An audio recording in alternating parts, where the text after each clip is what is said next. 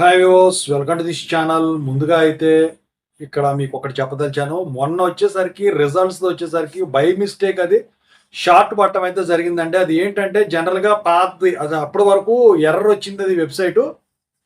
అది ఓపెన్ చేసిన తర్వాత సడన్గా రిజల్ట్ ఓపెన్ అయ్యేప్పటికి C16 పిన్ కొడితే పాత రిజల్ట్ ఓపెన్ అయ్యాయి. అవి వచ్చినాయని చెప్పేసి మనం కన్ఫర్మ్ చేసిన ఆ వీడియో ఆపేసాం తర్వాత. సో యాక్చువల్గా ఏంటంటే అసలు మనం చెప్పిన టైం కూడా ఆ డేట్ కాదు మొన్న.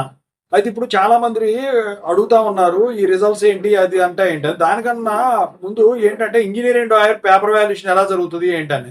సో డిప్లొమాలో వచ్చేసరికి ఇంజనీరింగ్ డ్రాయింగ్ పేపర్ వాల్యుయేషన్ వచ్చేసరికి ఎలా జరుగుతుంది ఏంటి అని చెప్పబోయే ముందు ఇంతవరకు ఈ ఛానల్ సబ్స్క్రైబ్ చేసుకుని లైక్ చేసి షేర్ చేయండి. మీకు కనుక నాతో మాట్లాడే కాల్ చేయండి.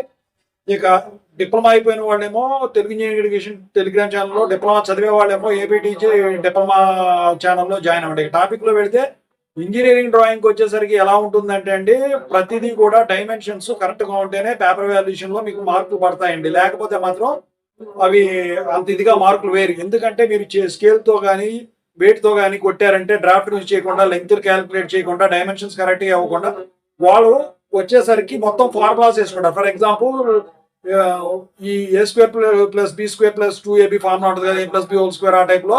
సో అలా వాటికి రెక్టాంగిల్కి ఒకటి, లేకపోతే స్క్వేర్కి ఒకటి, ఇలా ప్రతిదానికి కూడా వాళ్ళకి తెలిసిపోద్ది అనమాట. ఎక్స్పర్ట్స్ ఉంటారు కాబట్టి.